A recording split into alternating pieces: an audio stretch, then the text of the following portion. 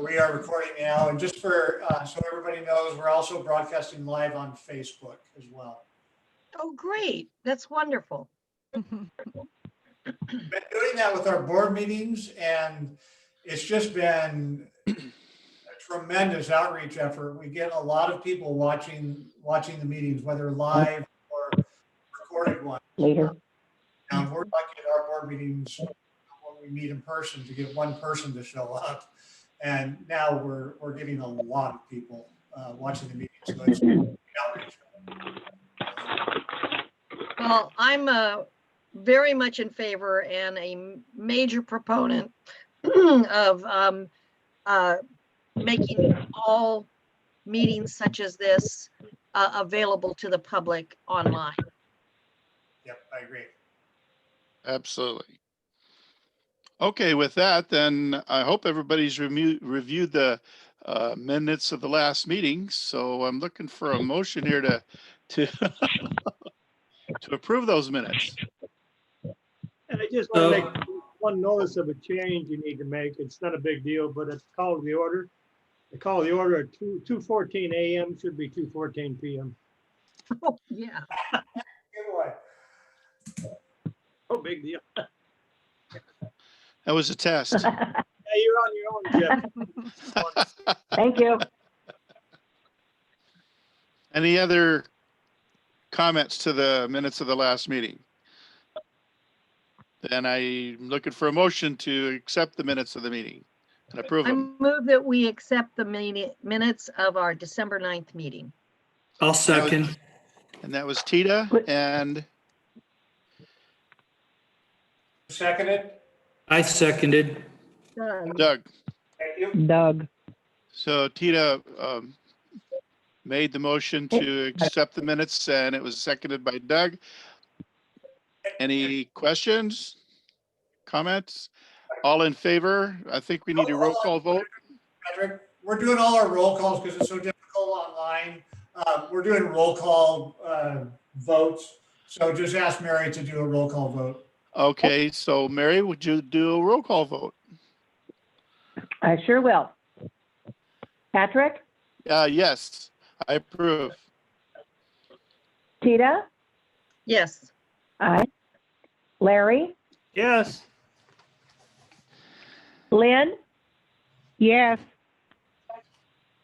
Diana, Yes. Doug. Yes. That should be it. So I didn't hear any nays, so I believe that passed unanimously. Yes. Thank you. Motion passed. Thank you. Motion passed. On to new business. So Statewide Transportation Improvement Fund 22-23, the Formula Fund Project. Jeff, can you please provide us your report? Yeah, give me just a second. Kathy was having some technical difficulties getting the broadcast going, so I just got it going on Facebook. So Kathy, FYI, I've got it going. Let me do one thing here. Advisory committee. Meeting.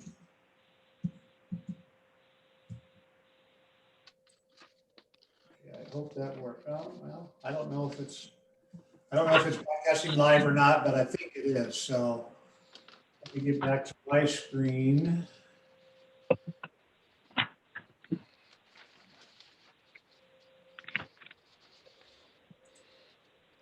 There.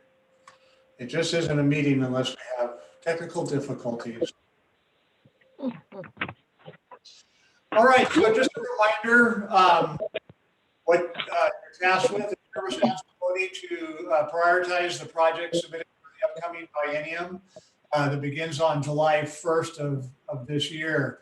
I'll be discussing each of the items that are listed in your packet on the large spreadsheet, and I'll also be putting it up on the screen so we can review it together and actually make changes or make the prioritizations. I'll do that live so everybody can kind of see where we're at. The ones that are highlighted on the sheet are the ones that are the projects that we started in the current biennium. And I'm gonna stop this share and go to that, get that spreadsheet up. If I can. Is, let's share that one. And there it is. All right, can you see the spreadsheet? Yes, I do. Yep. All right, I'm getting better at this. Hallelujah. Well, the question is, can Lynn? Yes, I have it in front of me. Okay. Very Bless good. Mary's heart, she dropped a copy off at the center for me. That's excellent.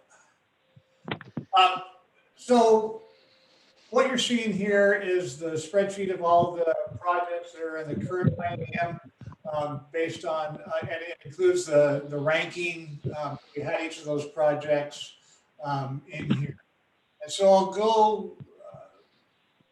go through them, see if you have any questions, just to give you a refresher, a reminder of what the projects were. The first one was providing match money for new buses. And then the second one was the Coordinated Human Services Transportation Plan update. And that project has been completed. You'll remember that the TAC and the board had a joint session on that. I'll skip the next one.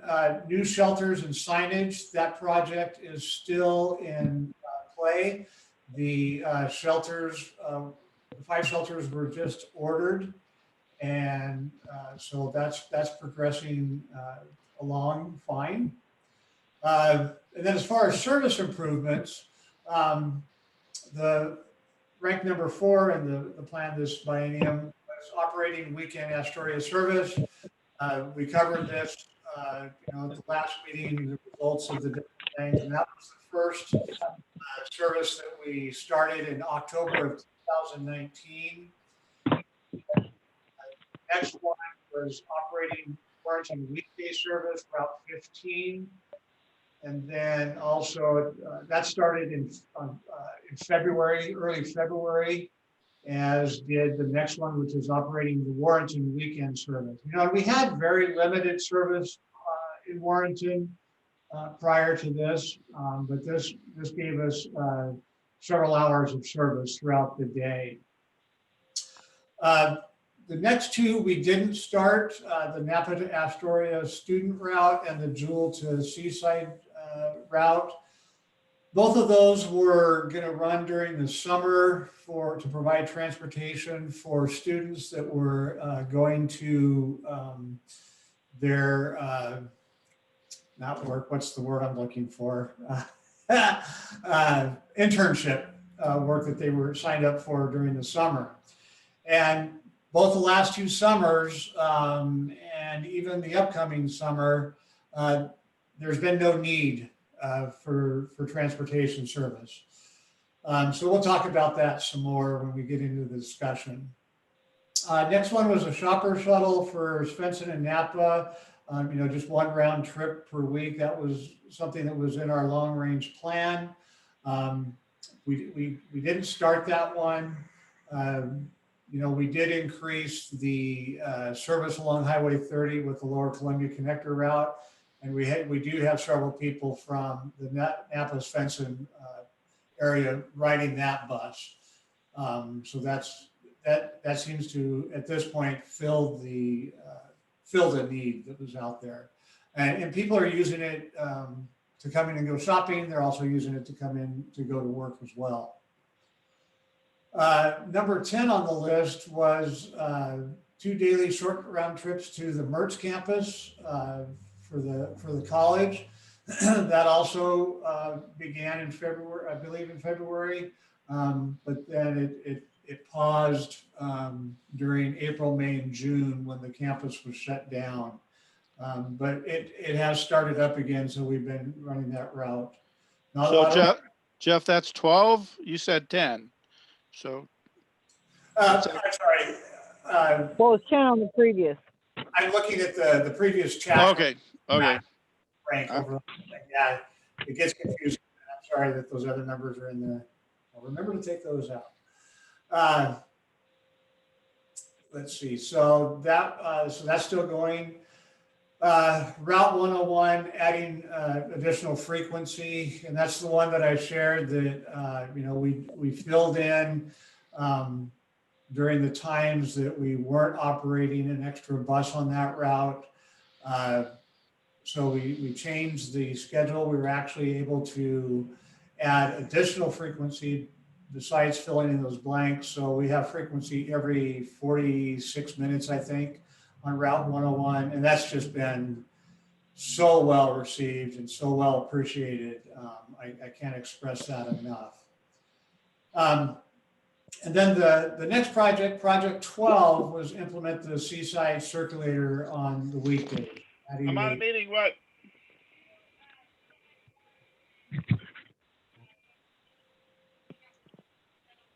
Okay. Adding a route in Seaside, and that one hasn't started yet. And so those were the projects that were in the 100% list. If you remember correctly, or if you recall, we had two lists. We had the 100% list, which you'll see the black line going across there underneath the Seaside route. And then the next series of projects were on the 130% list. So you'll see that number 13, which was adding additional hours to that weekend route in Astoria, we didn't do that.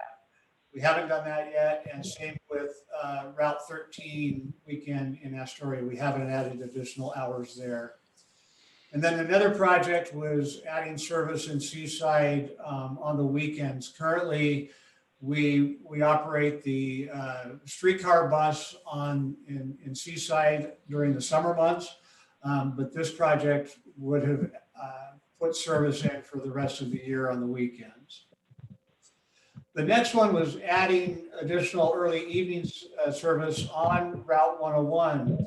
When we reconfigured that schedule and route, we went ahead and implemented this too, so we didn't have to make another schedule change. So that one was implemented along with the adding frequency on project number 11 up above.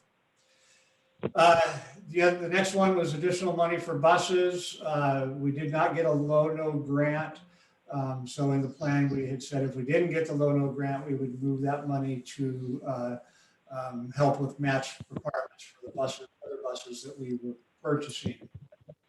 And then the last one was bus passes for students in order to comply with the requirement that we spend, if practicable, 1% of the funding on student transportation.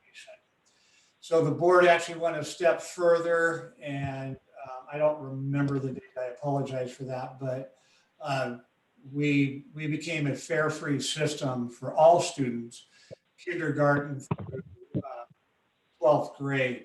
This particular line item only accounts for the ridership from grades 9 through 12, because that's what the legislative intent was for the 1% student.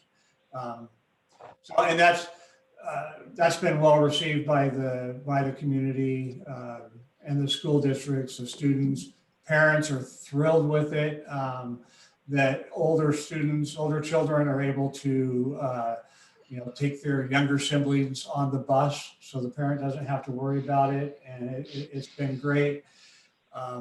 The ridership has been very good for what we track in grades 9 through 12, and you saw that during the last meeting when I reported out. So those are just a brief recap of the projects that we did. As you start thinking about how you're going to prioritize the projects for the upcoming biennium, I am going to give you a recommendation that we don't cut any of the services that we have already started. So my recommendation will be that you do highly prioritize the ones that are highlighted in yellow. One of the other changes that was made with the applications this year, I mentioned, with the 100% list and the 130% list. And ODOT set up that 130% list because nobody was really sure how the compliance of collecting the tax was gonna be. So they wanted to make sure that we had a larger list of projects in case the tax revenues came in higher than what they were projecting. And they projected some very conservative numbers. This upcoming biennium, there is no 130% list because now we have a track of what we've been collecting. And so you'll see down below in the black box here that I'm gonna just highlight in gray real quick. That's our projected funding for the biennium. And they update these projections twice a year. So this is the most recent one that I believe was done in October. Is that correct, Doug? Was it October that they updated these? Yes, that's correct. Okay. So you'll see that for fiscal year 2022, that starts on July 1st of this year. Hey, Jeff, Yeah. the projection was actually, I believe, July, but it didn't come out until October. Okay, but this is the most current estimate. So we're projected in fiscal 2022 to get $656,787. And then fiscal 2023, the second year of the biennium, $692,122 for a total for the biennium of $1,348,909. So that's a good number. That's a significant number. So what you'll see here on the spreadsheet, obviously the description, and then here is the amount of hours that are being served or were at or part of that project, how many days each year that it's operating, and then annual hours, and then the annual cost. And then you'll see that in those projects that we've been working on, obviously I made an assumption that you'll approve continuing these services that we started. And this would be the biennial cost for those projects. Now there's a couple of new things that I put in here. The first being the Ensign Lane Shelter Project Match. And this is, we have a active grant application out there that's going through the review cycle right now. It's going to be in front of the Northwest ACT meeting tomorrow. And this is in partnership with our partners in the Northwest Oregon Transit Alliance, which Doug's a part of also. And a few years ago, we had received a joint grant to study potential or design and potential sites for enhanced shelter projects. So we got through that process. We each chose some different stops within our boundaries that we had studied. And then this grant is seeking funding to build out 3 of the bus shelter concepts that we want to do. So there's Tillamook County selected one. I think, Doug, didn't you have just one project? Yes, we have a project in Pacific City, and then Lincoln County has a project in Walport. Yeah, that's right. So on the coast, we're looking at 3 shelters. And the one that we've chosen for Clatsop County is if you come up Highway 101, you see the really lonely white bench sitting in front of Wana Credit Union at the intersection of Ensign Lane, where you turn to go up to Costco and Walmart and all the other businesses. And so we chose that one as being the first one that we want to build out, because we have a lot of people using that bus stop and there's no shelter there. And this will be a a full pull-out bus stop where the bus will be able to pull completely off the highway and not block traffic and not block the bike lane, so people can safely get on and off the bus at that stop. And it's going to be, we want to, the funding we're asking for is, for a full shelter. It'll have a trash can, it'll have signage, a signpost. It will have bike rack and maybe even a bike repair station. I might sneak up a couple $1,000s to put in a bike repair station on that one as well. So we're excited about that one. The ODOT planner here in our area, that was his favorite one because it was the easiest one to design. And so we're excited about that, but it's very expensive. Our match is $55,000. This is just for our bus stop. It's a $250,000 project. Bus shelters and locating them, with full pullouts and things. It's not a cheap process when you're going through it. So, but it'll definitely be a great amenity for our riders. So I'm going to be asking that this be included in the funding for the upcoming biennium. And you'll see here that cost would be $55,350. And we should know in May, I believe the projects will be before the OTC, the Oregon Transportation Commission, in May for their approval. So we'll keep our fingers crossed on that one. And then the new shelters and signage. This is the carryover money that will not have been spent this biennium to do purchase of signage and to actually do some of the installation costs of some of the shelters. The first one will likely be down at Sunset Beach, across from the campground, where we have a very nice pullout, little park setting. It'll be very easy to pour a pad there and install a shelter. So, this money will help pay for that, pouring of the cement and installing the shelter. Although the installation of the shelter should be really cheap but maybe not so, because we've been using Tongue Point students for all of our installations, but if they're not in session, then we'll probably be doing it ourselves. So there'll be some associated costs with that. So that's the new project I'm proposing to add in. So if you look down here at the bottom, so this was actually I'll go to this one. This is the total of everything that has a number associated with it, dollar value associated with it currently. All the highlighted yellow ones, and then we're asking for these ones to remain in. This is the new buses.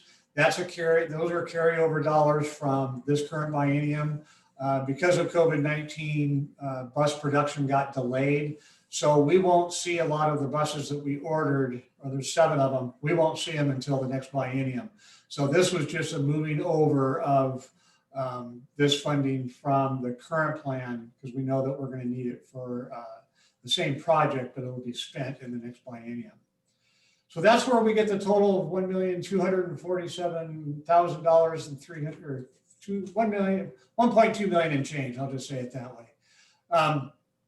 So that compared to the 1.3 million change that we're estimating we're getting, we've got left over $101,597 that we haven't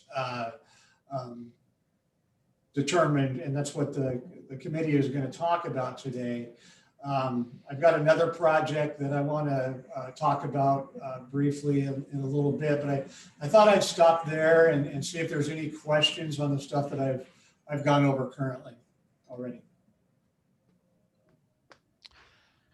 Any questions? I see Deanna has her hand up. Yes, thank you. So my question was, how come there are some that don't have the biennial cost? The ones that we haven't started is because that money will be carried over from the previous budget? We're gonna talk about that. We have the 101,000 and change that is the current thing. So as we go along and reprioritize, if you decide you want to start something, I'll put that number in this column, and that's going to change these numbers. So we'll get closer. Okay, I see. I'll talk about the carryover money here in just a moment. I wanted to just see if there's any other questions about the current projects or what I talked about with the Ensign Lane. All right, thank you. Okay. So we are going to have a significant amount of money carried over that was collected in this current biennium.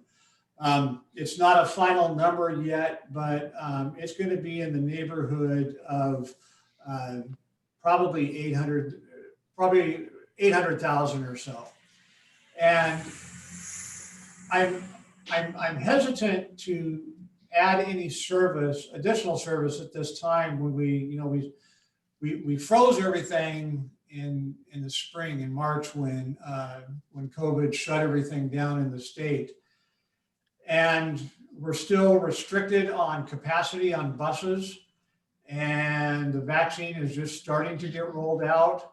And so it's really unknown at this point if we're going to be able to take away those spacing, physical distancing requirements that are on the buses. I don't see it happening this year.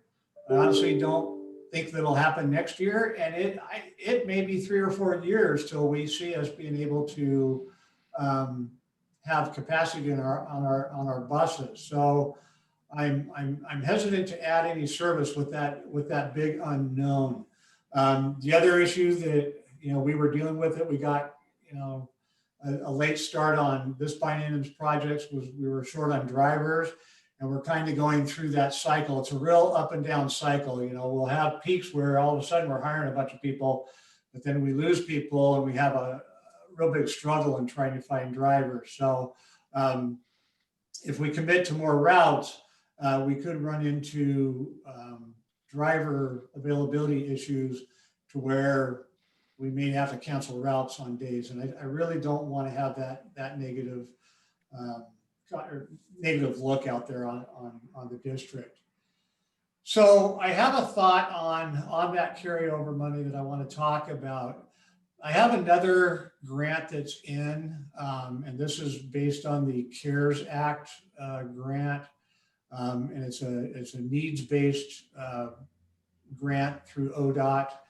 And it was a rather large one. It was about a $6 million project to relocate our operations yard in Warrenton out of the tsunami zone, get it up on higher ground, and then also help us with our space constraints that we have over there.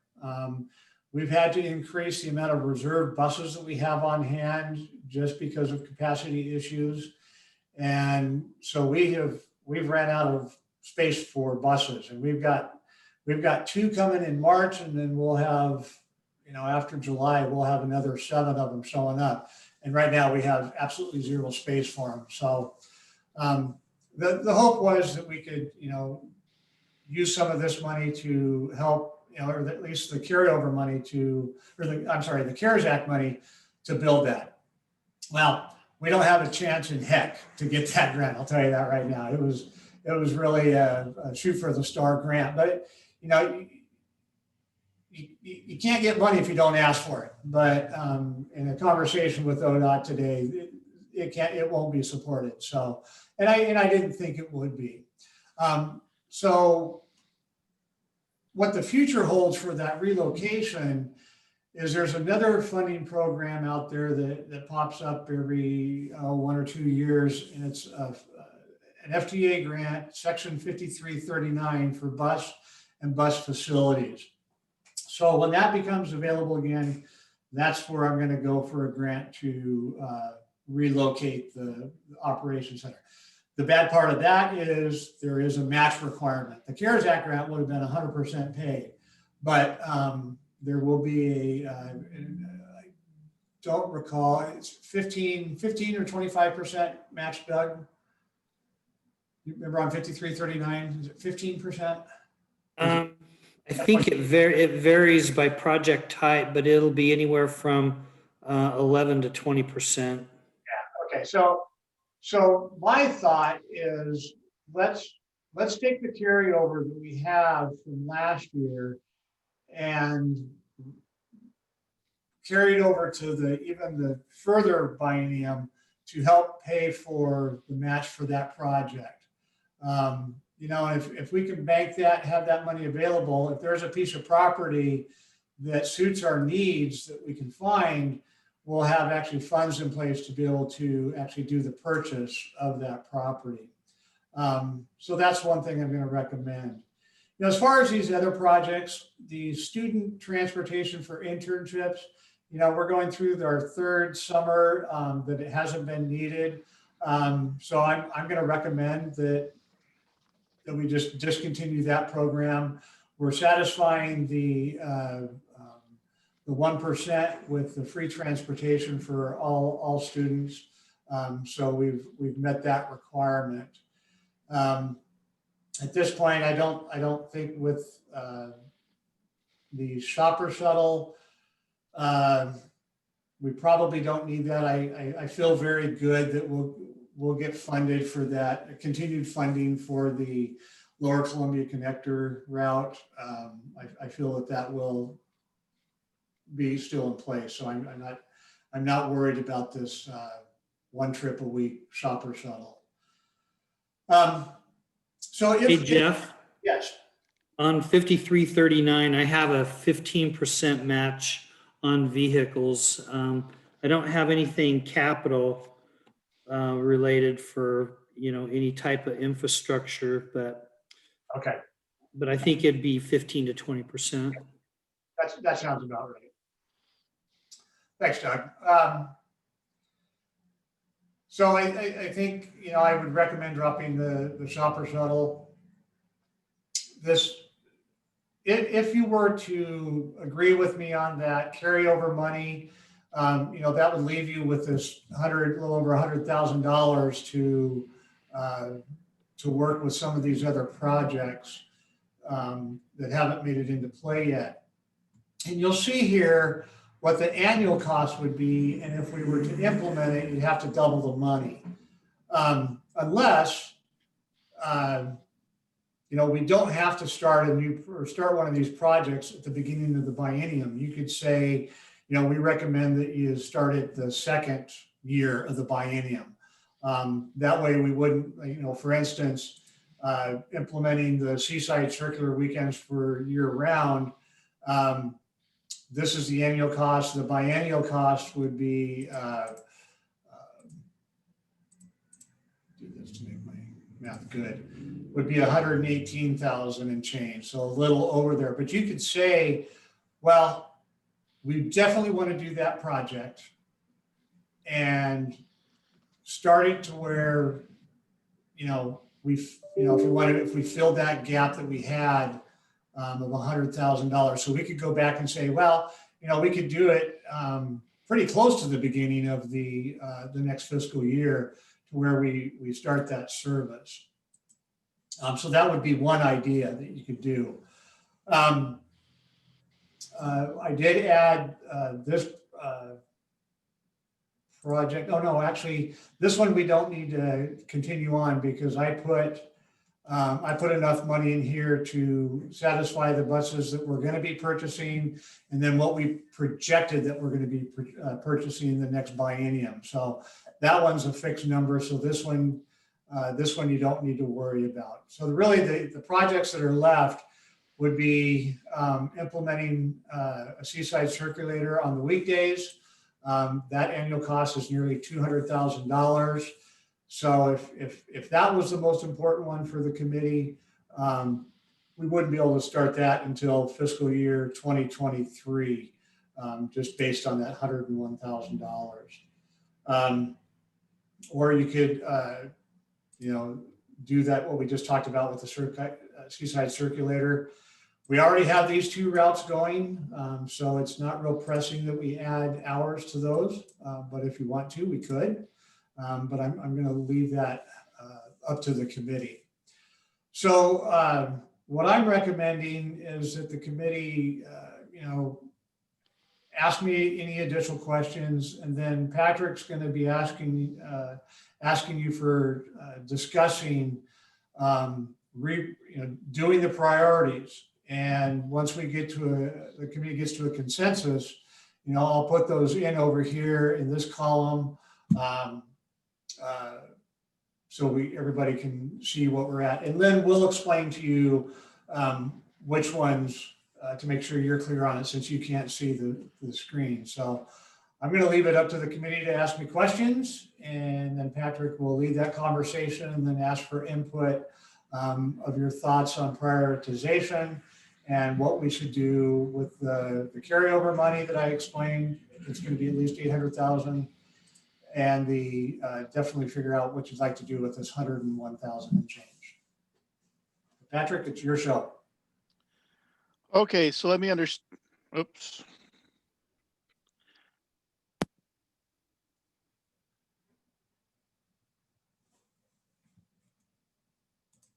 Can you hear me?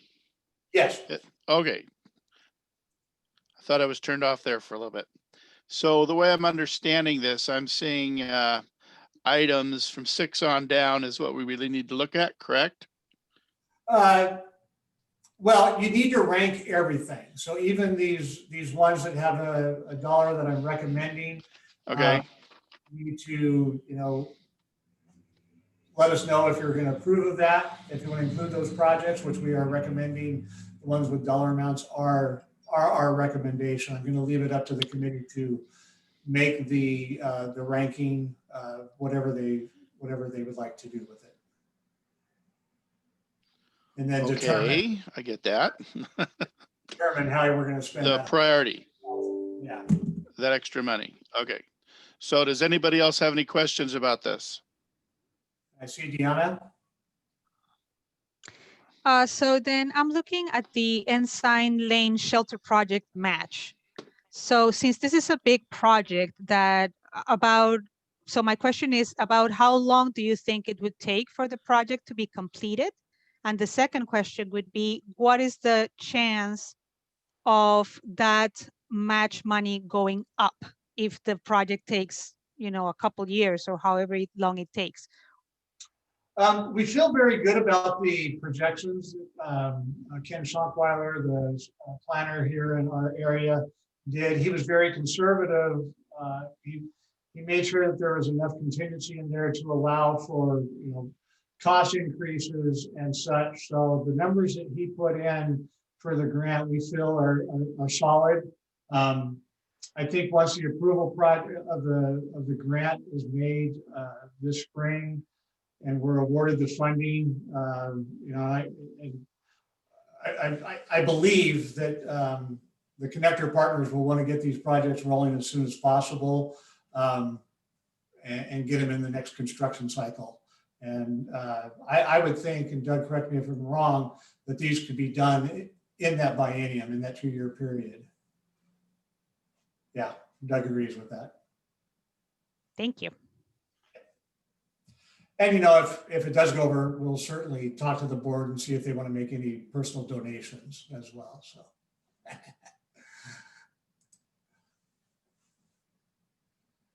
Other questions?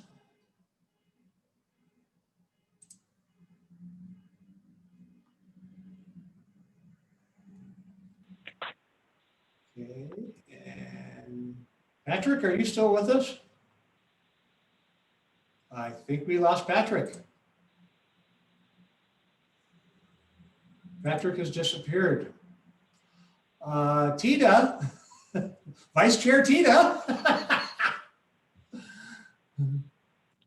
We lost her too. No, I'm here. Oh. I had muted myself. What I had suggested to Patrick before the meeting is that, once questions were done, that the committee start the prioritization discussion, and anybody can chime in. And, you know, if you want to do the easy ones, you know, like the top 10, whatever, however you want to do it, somebody can just start off and we can play around with that until we get a consensus. So I'll let you lead that discussion. Oh, wait, and Patrick might be back. Oh, there's Patrick. Yeah, I don't know what happened. I was there and then I wasn't. What a weird feeling. All right. Welcome back, So- Patrick. I'm on my way. I don't know where I'm going. So can I ask a question then? Yes. And this is, I'm asking for Jeff's esteemed opinion, his informed opinion. And that is the way that things are ranked right now, the previous TAC rank. Is that pretty much the way you see the work needing to occur or the money needing to be distributed in the 22-23? No, not really. You know, that when we do these prioritization, you know, the first time around, I was excited about having match money for buses. I really think that I'd want to start with the highest priority being those things that are highlighted in yellow, the service ones. You know, and that would be the most important thing to me. And I need to back up because I forgot to share one thing that I had touched on a little bit at the last meeting. And that's the board has given us direction to look at a rebranding effort of the district. The district attempted several years before, you know, about a year before I was on the commission, to change the name and the logo. They did change the logo, but there was an effort to change the name of the district, the service. And that ended up not going anywhere with the board. There was, my understanding is there wasn't an agreement that to change the name of the service. That went nowhere. So refreshing. Patrick, did you have a question? No, I didn't. You're breaking up a lot for me. So, but That's right. yeah, I remember that they were doing something like that, but that was before me. Maybe Larry or somebody knows more about what that was. But now what you're saying is you want to add that in now? Well, I want to let you know what my thoughts are, because the board had mentioned that they would like to look at some sort of a brand refresh. We could do that, you know, and along with doing that, besides a brand refresh, I'd want to look at a marketing effort to introduce that brand, because it may be, you know, we won't change our legal name, Sunset Empire Transportation District, but maybe we could come up with a catchy name for us. You know, it used to be in the early days, it was called The Bus. A lot of people still call it The Bus. Doug's service down in Tillamook is called The Wave. There's several across the nation that are called CAT, C-A-T, because that's their acronym for their service, like Chatham Area Transit. And there's several of them that are like that. So if there's something that we could come up with that's a catchy name that we could really get our arms around and really make it something special, really. That's what I would look for in that. But I reached out to one company to get an idea of what a cost involved with that. I gave them a really rough scope of work, and that would be doing a rebranding effort, then developing a marketing plan, and then an implementation of the marketing plan. And the one thing that we discussed at length, and it's their philosophy too, I've known about this company for several years, and they're out of Colorado, so they worked with a lot of Colorado transit agencies. They worked with Salt Lake on their rebranding. And I've been really impressed with the work they've done. but they have the same philosophy as me as far as if you're doing an effort like this, you know, it's kind of like the long range plan and the coordinated human services plan. You can't just, it can't be me or our staff deciding what needs to be done.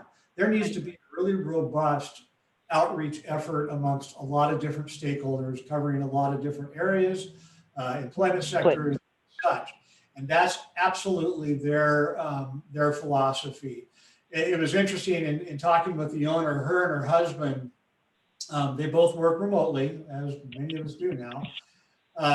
And when they were going through the Salt Lake City rebranding, since they work remotely, they went down there and they rented a house for a month through VRBO, and they lived there in Salt Lake City. So they would know what it was like living there and really get a better feel for the area, for the community, and for the transit system. And so I really like that they really embedded themselves into that effort. Now with COVID, who knows if that would work.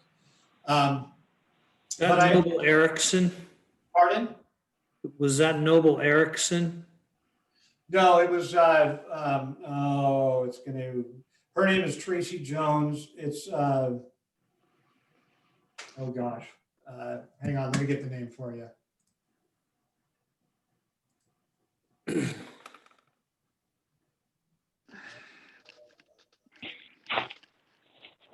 Studio 6. They're out of Longmont, Colorado. Studio Space? 6. Oh, Studio 6. Yeah. And I had sat in at a conference where they presented, and that's when that was a couple of years ago, and that's when became very intrigued with their designs that they came up with. It was. I was going to say that there's another married couple who have a company in Colorado, and their name is Noble Erickson, and they did the very first connector branding. Oh, I didn't know that. I'll be darned. That's the OXO. Well, that didn't impress me. Okay. Me either.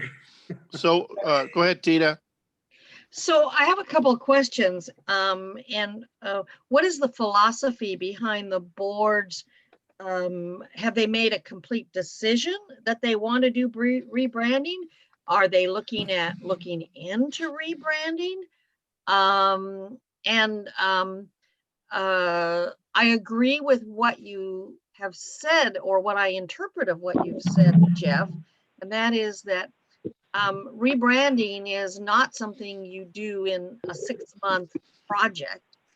It is a long-term, you go into it with a lot of questions. You don't decide right up front, we're going to rebrand. Before you even go there, you have to say, do we need to? Right. Yeah, and as far as timing, I think the timing is good to kick off this effort because looking down the road, like I said, you know, we're still running decreases in ridership. We have those restrictions on how many people we can have on the bus. But if we get a plan in place now, we can incorporate that when everything kind of reopens up with the district, when those requirements or restrictions are taken off. And so we hit the ground running. So that was kind of my thought behind it. Now it's not a cheap venture. You know, when the district did it before with their redesign of the logo and the unsuccessful name change, you know, that was like a little over $7,000 project. But you know, doing a full on rebranding, marketing plan, marketing implementation. This company gave me because I needed to know where I was going to start with for funding. Obviously, once we decide that, you know, we're going to fund this, we're going to do this project, we would go out for an RFP and get quotes based on the budget that we have. And so their rough estimate was $77,300. And that would incorporate that scope of work. Tina? So I'm going to play devil's advocate on this, and that is the taxpayers are hurting from a lot of different things, from the economy, from COVID, etc. And I don't think that I would see taxpayers being very favorable about an expenditure regarding changing a name, changing a brand, when we do have trouble in terms of being able to provide enough service, or are we providing enough service? Taxpayers always look at the service part of it. And so I'm a little concerned about the timing. And where you say this could take us into when we resurge, I'm saying we're spending the money while everybody's hurting.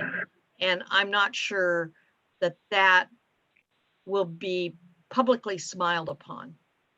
Okay. I think it's a unnecessary expenditure at this time. I mean, it's kind of a luxury spending, it seems to me, as Tita was saying, with all the other problems that we're having and money getting around. Yeah, I will point out, this wouldn't be additional burden on the taxpayer. It's already taxes that are out there, funding that's out there. Deanna? So to answer your original question, Tita, as a board commissioner myself, there is, at the moment, this is not a project that we are actively seeking as a board. It was an idea that was kind of thrown around, and we said like, oh, okay, we'll consider it. But we are not actively looking for, how to make this possible. We considered what Jeff mentioned of being like, it would be a good time. It's like, oh, okay, yeah, it could be. But the board is not actively considering rebranding at this moment. Okay. Jeff, you were saying it wouldn't affect the taxpayers, but they're not going to see it that way. They're going to see it as a expenditure, and why are we doing that instead of increasing service or increasing runs or adding new bus schedules and routes. So I think they're going to see it as a luxury expenditure, not a necessity. For the most part, most people do not understand the different pots of money and how you use them in different ways. Most people look at it as one flat thing. Why isn't the bus on time? Why aren't there enough buses? Or things like that. But they don't understand that you get money from different places to do different things. So again, that would require a lot of public education. And I'm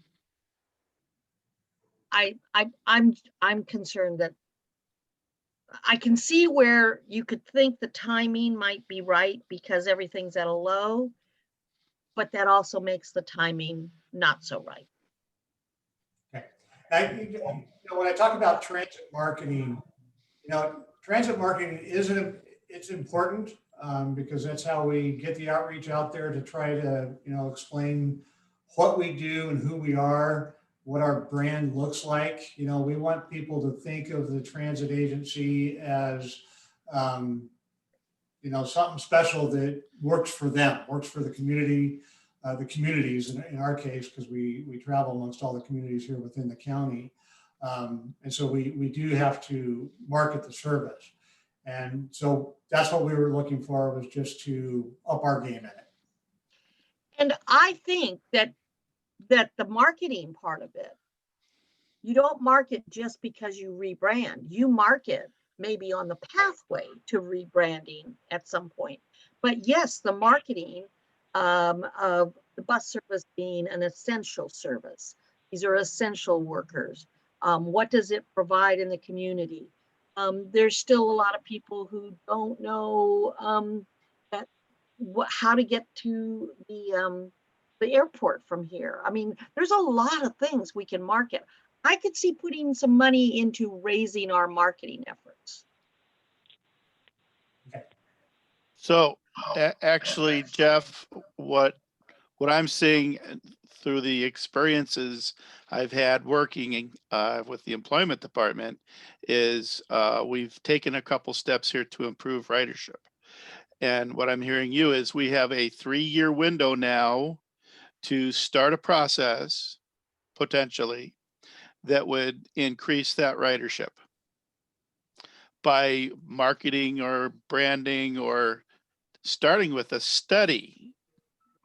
So that's right now, I think part of our issue is, do we put that on our list to start a study that's going to tell us the information we're all talking about?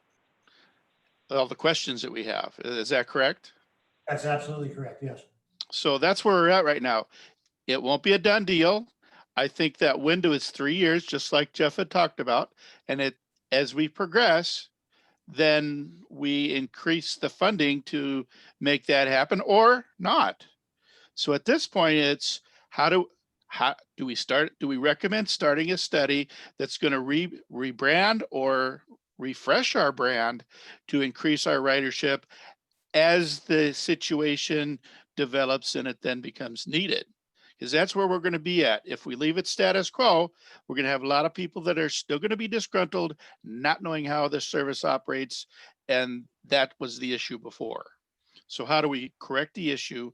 Either by rebranding or additional marketing. And that's what the study should tell us, is what I'm hearing. Tita.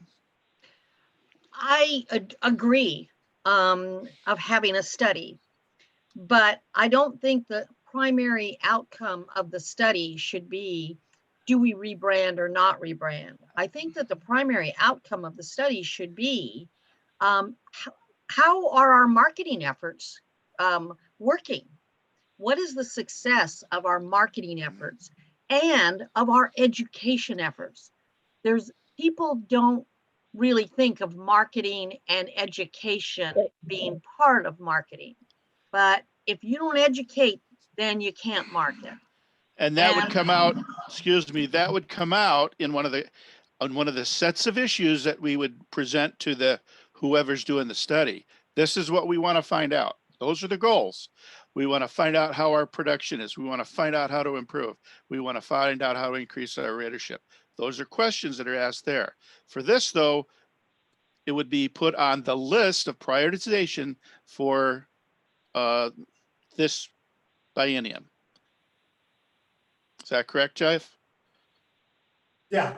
Yeah. Yeah. See, and, so you know, this, you could dial it back too,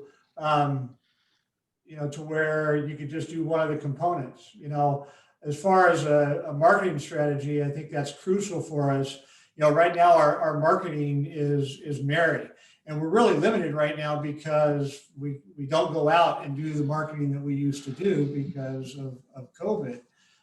So we've had to get, we really haven't done any marketing other than printing off schedules and delivering those to the different businesses that want them and need them, that can share. We have a large marketing effort that we're doing with our Nevada partners with the Northwest Connector that we had kicked off last year, and then COVID hit. And so we stopped it because we wanted to stop people from coming from the valley to the coast early on. And we have not started that robust marketing yet. We're starting to talk about when is the right time to do it. And I don't have that answer. We want to be a part of the solution, but not part of the problem. So we struggle with that as far as when's the right time to really encourage people to start coming out to the coast. And it's a very politically driven thing, and we don't want to be political. So. Right. So at this point, though, I think we've sort of got off a little bit. I think we need to readjust here and focus on prioritizing this list here we have and funding, right? The thing I'll add is if, I threw out a number, at 77,000. If you wanted to pare that down and carve out a little bit, 15, 20,000 and do something different. You looking at my notes? Huh? Are you looking at my notes? But I know you will. Okay, I'll let you guys talk. Okay, so at this point, I think here is the list we need to look at. Now, what I would also say is I would add something to determine whether we need a refresh of branding, or we need marketing, or we need to just redo it. That's something that study would tell, and that's what I would add here. Other than that, now discussion on where we feel our prioritization is. Does anybody want to start on what they feel there we can put down as that number one, numero uno thing that we'd like to dedicate funds to? Yes. Okay, go ahead, Tina.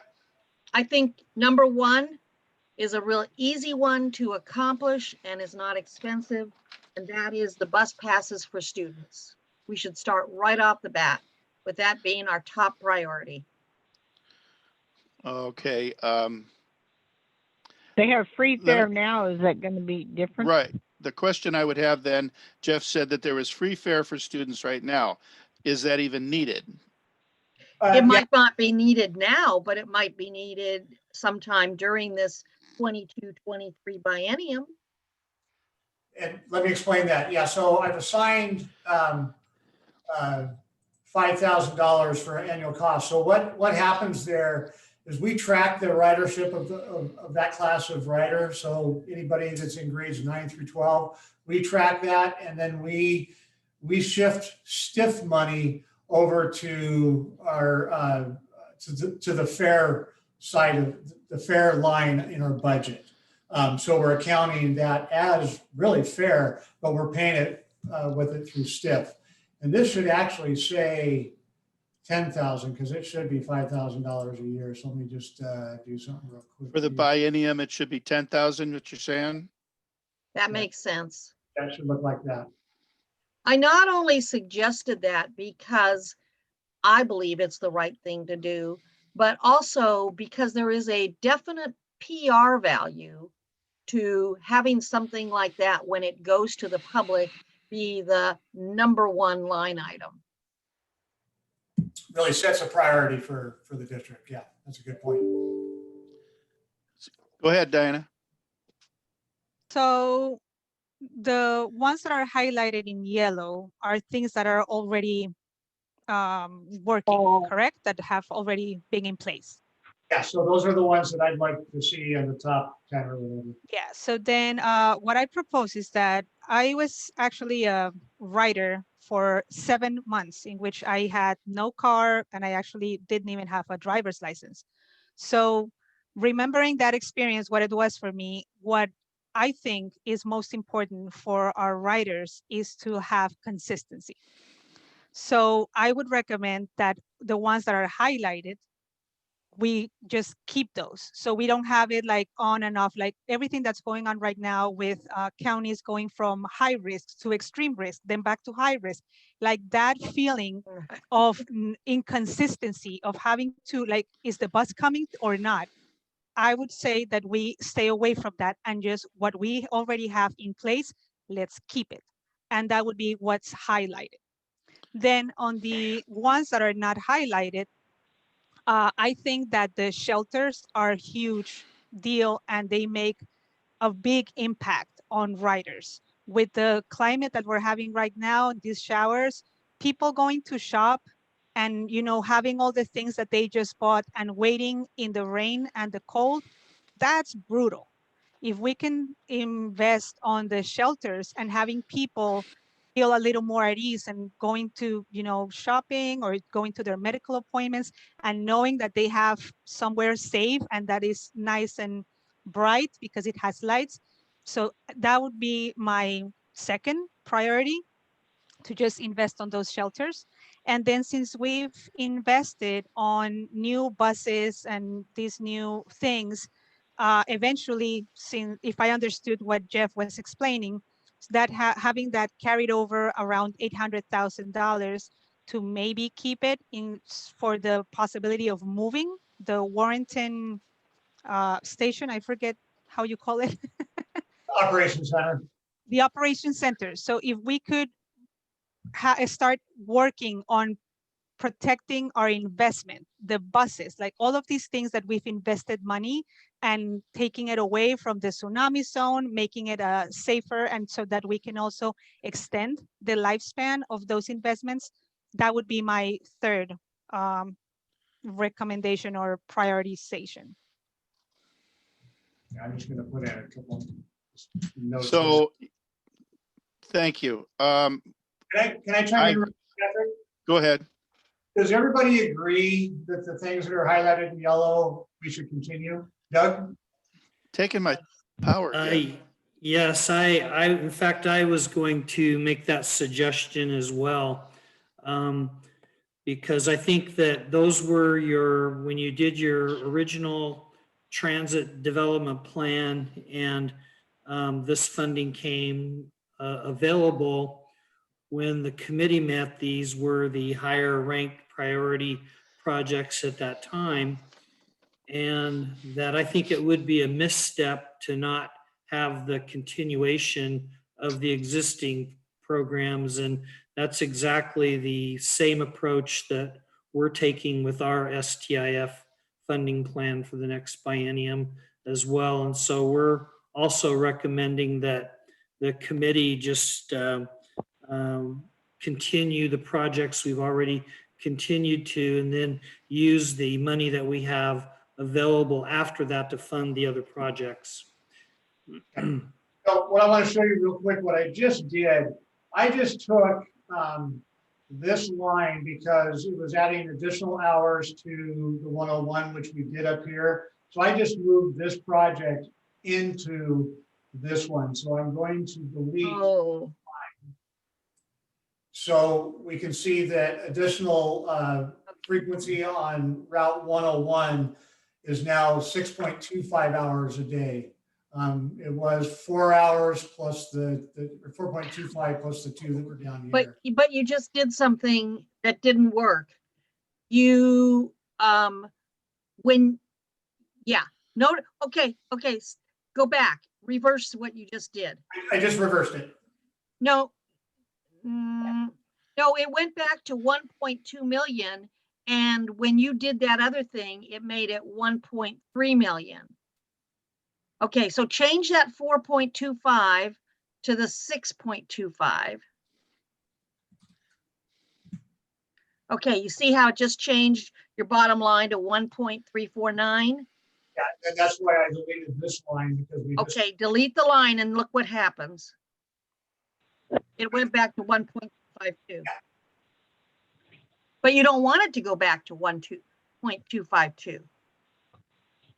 yeah, we did. Do? Yeah. Okay, Remember when we changed this to 10,000, that dropped 101,000 down to 96. That's right. okay. And Uh, so then up on your line for new shelters and signage, you need to make that number 7. Yeah, good point. Okay. And Deanna, were you thinking that the Ensign Lane shelter also needed to be in a priority? I think so. I think that would be a really service to the community, making shopping and going to that cluster of commercial places, making it more comfortable for As well as riders. visibility. Yes. Yeah, for sure. Yes. So actually you guys did what I was going. So why am I here? This is what I was trying to get to begin with, but with discussion. So great. So the other thing was we had to prioritize everything in between. So please look at the list right now. And does anybody have any objections to the prioritization that we have currently? Doug, your hand was up and it's down. Yeah, I don't have any objection to what we currently have, but I was going to suggest that that we remain focused on completing the capital aspect of, prioritizing capital projects. Right. I'm going there. Okay. there. But I All wanted right. to make sure we got this far and everybody concurred with the ranking here, because that's what Jeff needs to go to the board with, right, Jeff?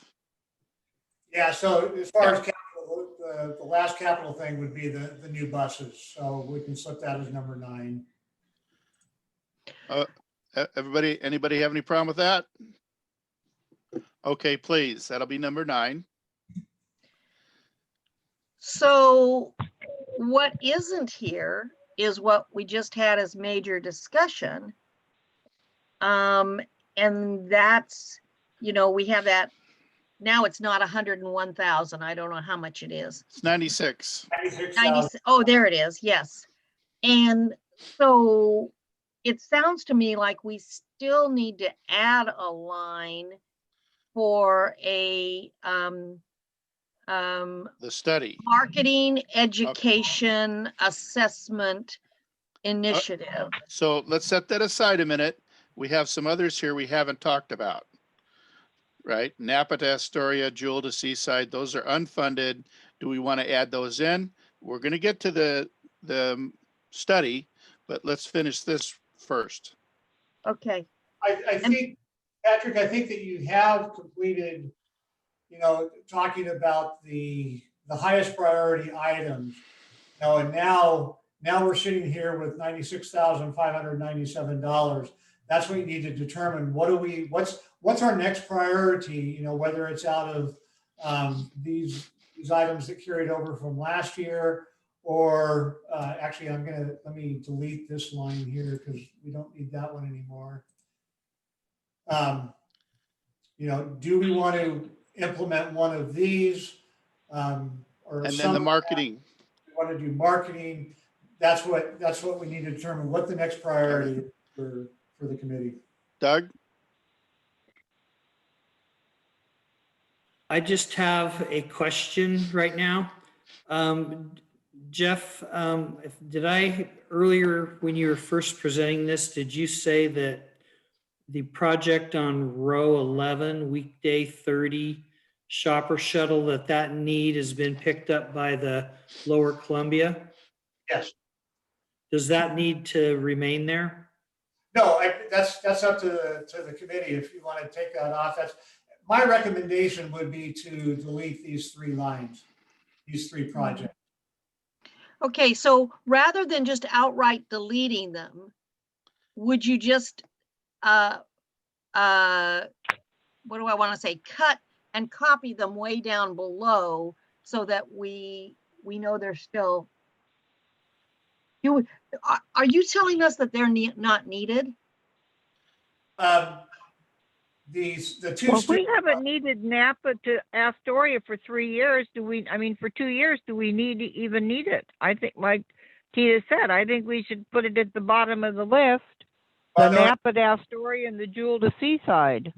It either stays on the list with money assigned to it and ranked, or it gets deleted. Right, and when I said put it down below, I meant sort of in a parking lot that's down lower than item 27. The last or 2 or line 3 27. items. Yeah. For 2 or 3, down the last 2 or 3 items on the list. So we're talking about this biennium, correct? Doug, Jeff? This upcoming biennium, yeah. Right. So if it's not needed here in the next biennium, if we need it, then we can add it back. But this biennium is what we're talking about. I understand that, Patrick. I was only thinking to put it there temporarily until we do delete it, just to be sure that it just sort of, if you delete it right away, it leaves my memory and I don't know what numbers were there or anything. Just put it there temporarily so we know it out. That one down to the parking lot? Yeah, that's the parking lot. I think the 3 lines with the Napa to Astoria, Jewel to Seaside, and Shopper Shuttle should be like the last 3 items on our list, the least priority, and just keep them in the back of our mind, but not gone. Okay. All right. So I moved those down. Deanna, I saw your hand up. So regarding Napa to Astoria, what service is there for Napa and how often? We do 3 times a day. This project would have been 1 trip per week. for somebody that wanted to come in and do their shopping. It only shops once a week. But now we go through Napa Svensson 3 times each day. Both Each ways. day. So what do So- we need that for? Yeah, exactly. Yeah. Okay, All right. I feel totally comfortable removing that complete line then. Don't So you even want- need it in the parking lot. Parking lot? Is that what I'm hearing? Yeah, I don't, now that I understand it and I know I don't have to recall it, we can shove it off the parking lot. Then shove it off. Cancel all 3 of them. Delete. Okay, Okay, so we have some items left. It looks to me like your implement Seaside circulator 3-day weekends or weekdays, I'm sorry.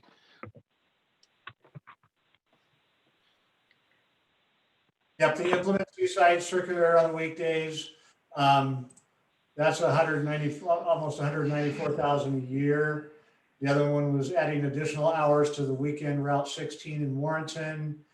Next one is adding additional hours to the weekend route in Astoria.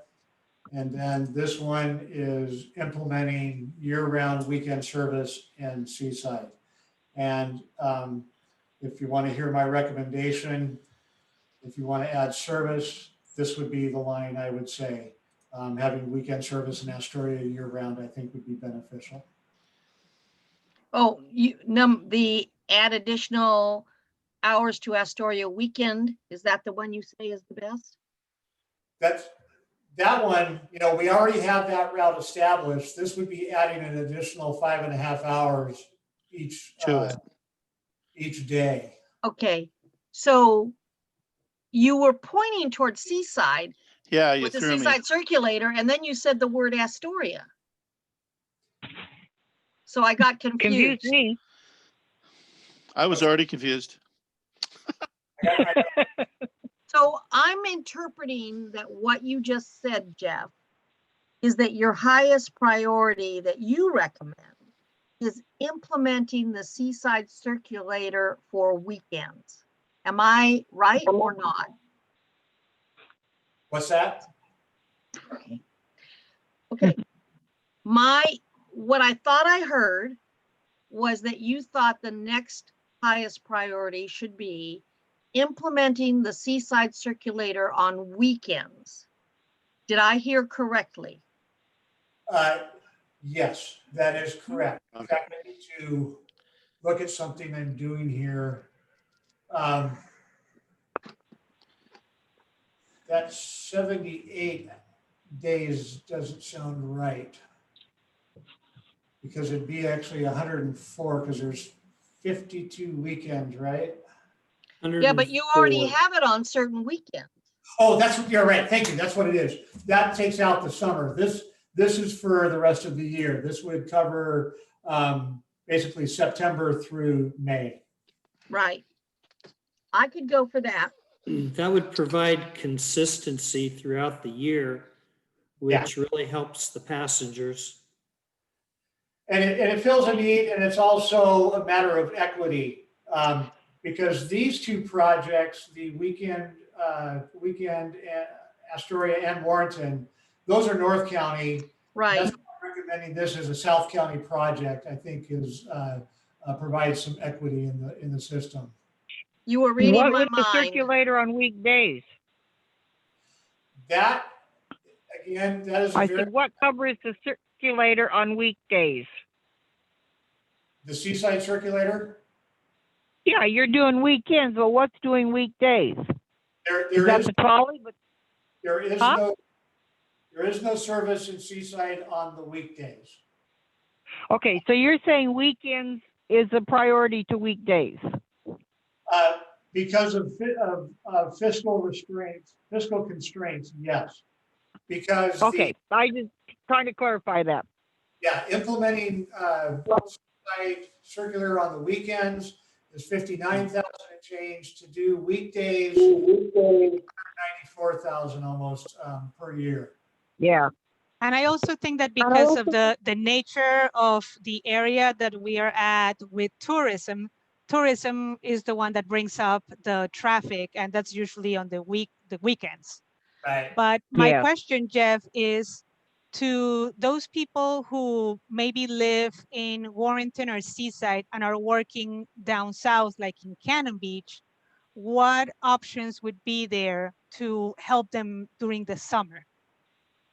Well, in the summer, we have the Pacific Connector route, which is basically the weekend 101 route that goes from Astoria to Cannon Beach. And then the added Seaside 20 or 21? That's in addition to Route 21 on the weekends. Okay, sounds Yep. good.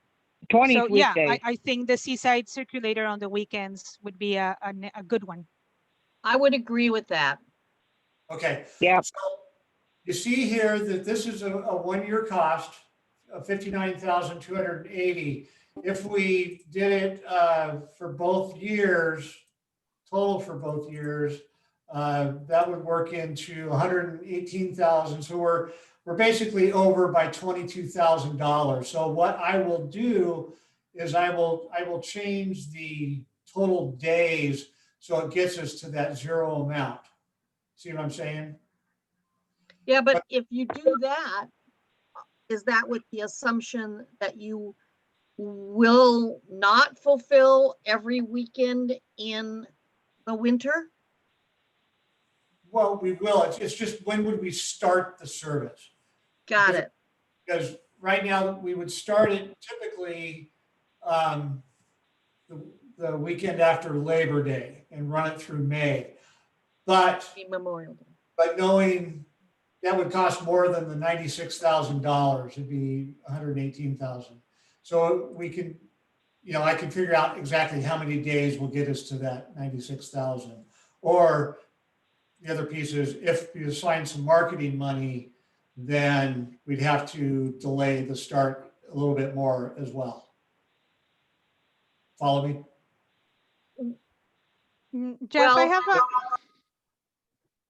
Go ahead, Deanna. Diana? thank you. So regarding the marketing, I think that, I mean, the point of the STIF fund, I don't know if marketing would go into, fulfilling what the point of it is.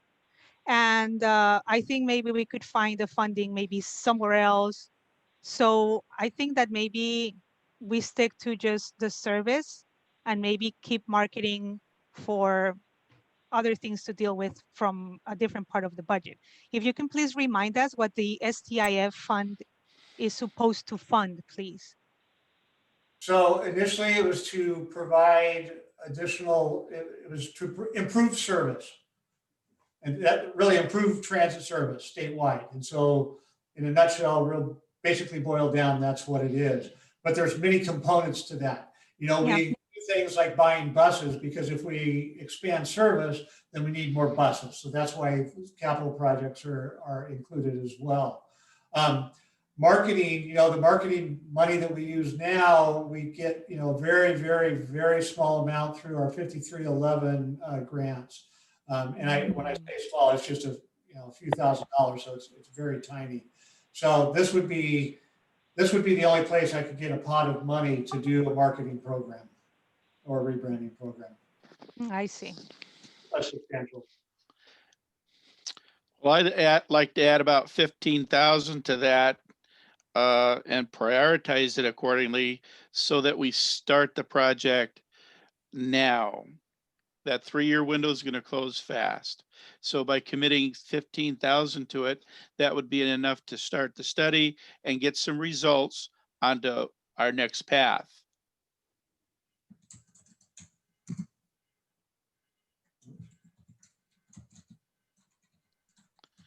You need to bring that down one line, Jeff. Oh, thank you.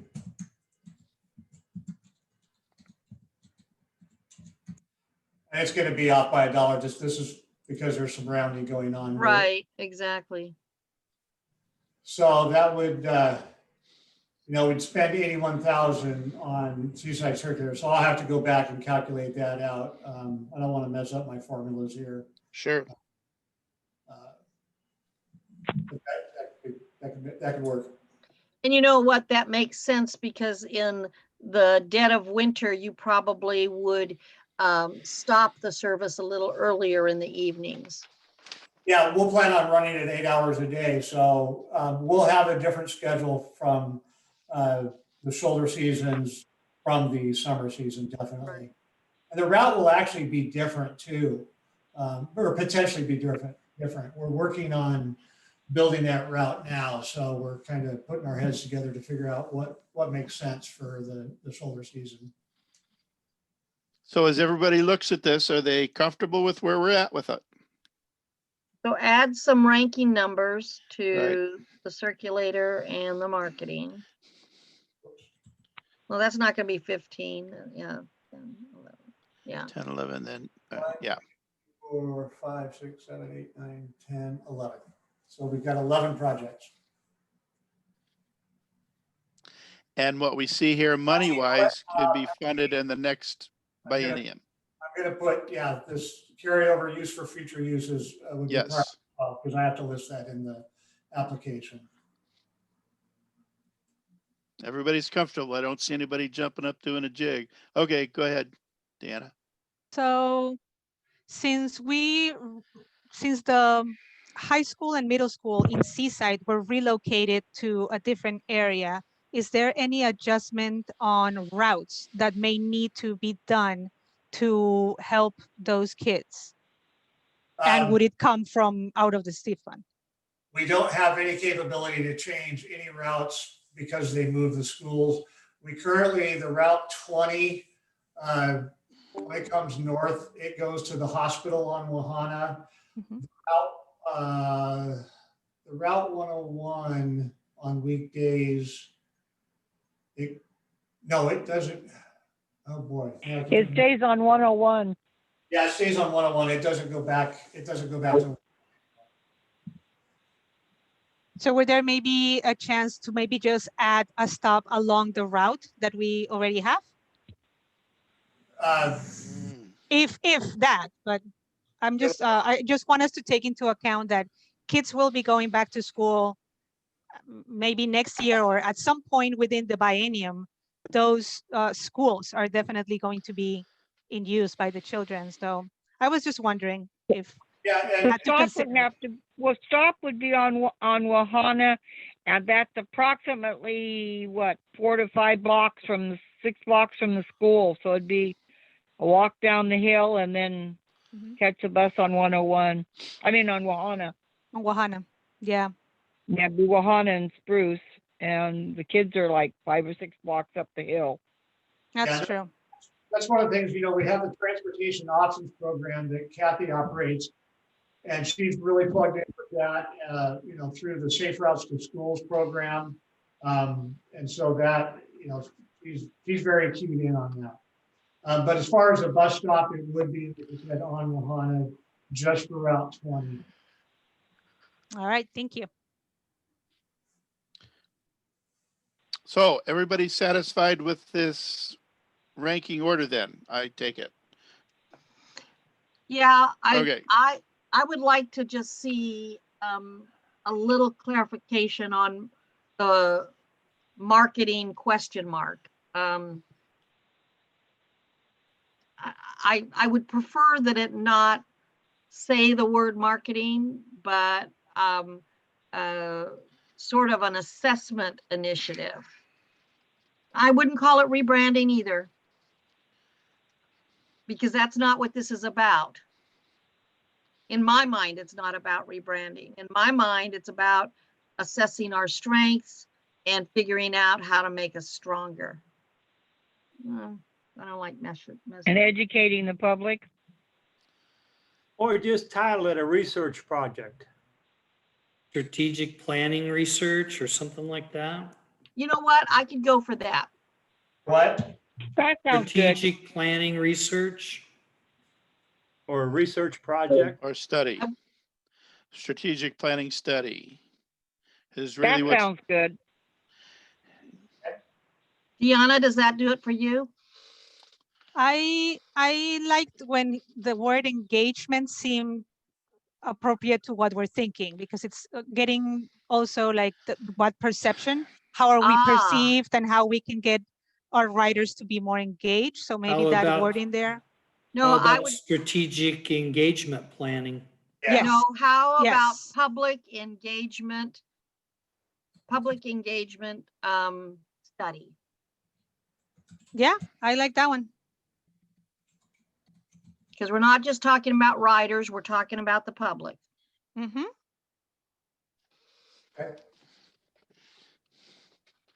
Okay, Public or community? I think Public. public. public. Public. So at this point, I believe we need a motion now to accept these TAC rankings. I will try to make a motion. So I would make a motion that the TAC committee adopt the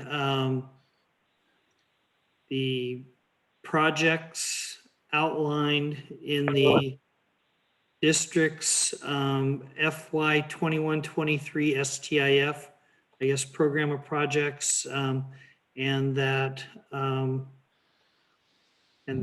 we approve them in the order that the committee has ranked them today. I second. This is Diana. Okay, Doug's made a motion to accept what we have on the paper, I have a question. and Diana's seconded it. Tita, you had a question. Do we actually approve or do we recommend? We're recommending. Yeah, We're recommend. recommending approval. Right, and- we and- recommended to the board for approval. Yeah, and just a reminder that if the board changes this committee's recommendations, they have to submit a letter of explanation why they changed it. I doubt they'll change it. So Mary, could you please read that back to us the way it was? I don't want to get it wrong. Yeah. Mary, you'll need to unmute yourself. Mary, are you still with us? I must have chased her off. Okay, tell you what, I can do the roll call vote on this. So Okay. a motion was made by Doug to recommend to the Board of Commissioners the rankings that the Transportation Advisory Committee developed for the Statewide Transportation Improvement Fund for the upcoming biennium starting on July 1st, 2021. Is that good? Yes. That's Thank very you. good. All right, I see Mary back with us. Mary, do you want to call the roll for the vote? Yes? Good moment. I need to have a minute. Okay. Patrick Preston. Yes, I approve. Okay. Tita Montero, I approve, yes. Larry Miller. Larry, We can't hear you, Larry. Unmute yourself. I'm reading his lips. I think he says. Larry, yes. thank you, Larry. How about Lynn? Yes. Diana? Yes. Doug? Yes. Okay, that's everybody. It's so And so the passed. motion. Yeah, Thank you very much. thank you. Is there any further? What Yes. I'll do is I'll redo this spreadsheet to put it in order of the ranking, just so you can double check and make sure that I did it correctly, and I'll email it out to everybody. Yes, please. Thank you. I'll have it out to you tomorrow. Yes, Okay. Maybe today. I got lost along the way somewhere. I don't get to see the board, so I have to listen really carefully. Yeah. How many fingers am I holding up? Okay. Three. Any other business? Yeah, just want to thank you everybody for your input today. I feel very blessed for this committee. You know, that the board put together a few years ago. You did a fabulous job, and you obviously care about the mission of the district and what we do Great input. our riders and for the public. So thank you again for your service. I certainly appreciate it. And the time is 3:39. We are adjourned. All right, everybody, Thank take you. Take care, care. all. Bye. Thank you, Take everyone. care. Thanks, everyone. Bye. Thanks, Bye. everyone. But Great take care. input. Thanks.